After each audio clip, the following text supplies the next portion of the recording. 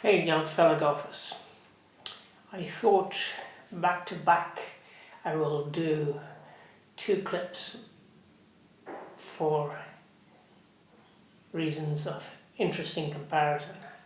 Starting first, this clip on Rory McIlroy. You'll have seen a number of the pro golfer visual swing analysis that I've done already. Take a look at some of the links, ranging from John Rahm to Adam Scott. But I hadn't yet covered Rory McIlroy. No pro golf comparison would be complete without doing his swing.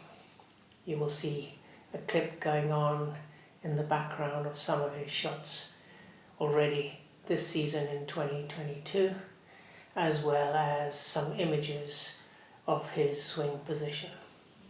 While I won't go into those in great detail, I'll cover 5 key points that I think are key takeaways worth you thinking about, looking at, perhaps testing out in practice and on the range to see if it helps you, particularly in your driver swing and driver distance.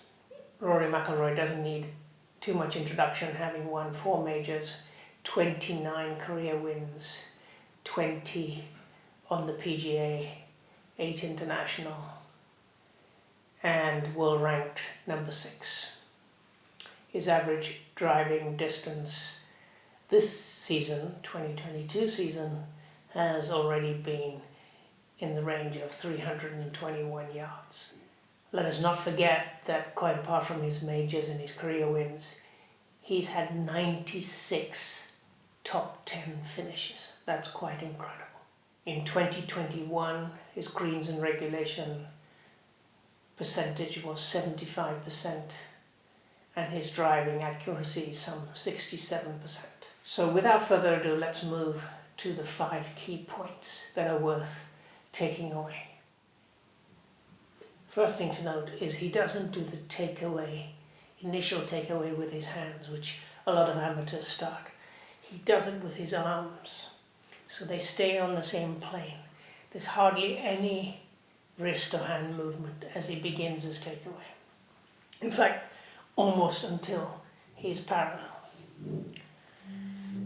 At that point until he's parallel, and that's the second point, his shoulders, his biceps, and his forearms are all on the same plane. So that's what gives him the beginning of rotational power, because he is slowly moving his body, using his back leg as the anchor to create that initial store of power. So he's not just using his hands and coming down, he's actually moving on the same plane. At the top, what is really interesting to notice is that he has that perfect baseball swing where his hands are well above and behind his right shoulder.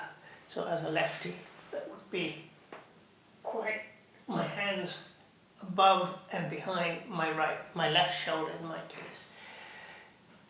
That is quite amazing, and notice that his back elbow is bent for that at that point. The other thing to notice is if you look down the line, there's a gap between you can see a gap between his back leg and his front leg. His front leg has moved back, giving him that gap, and that's giving him that shallow position at the top. So those are some of the key elements that allow him to store and then be ready to come down. As he comes down, what is really key, and this is really important for those of you who slice the ball to notice, is his club is positioned along his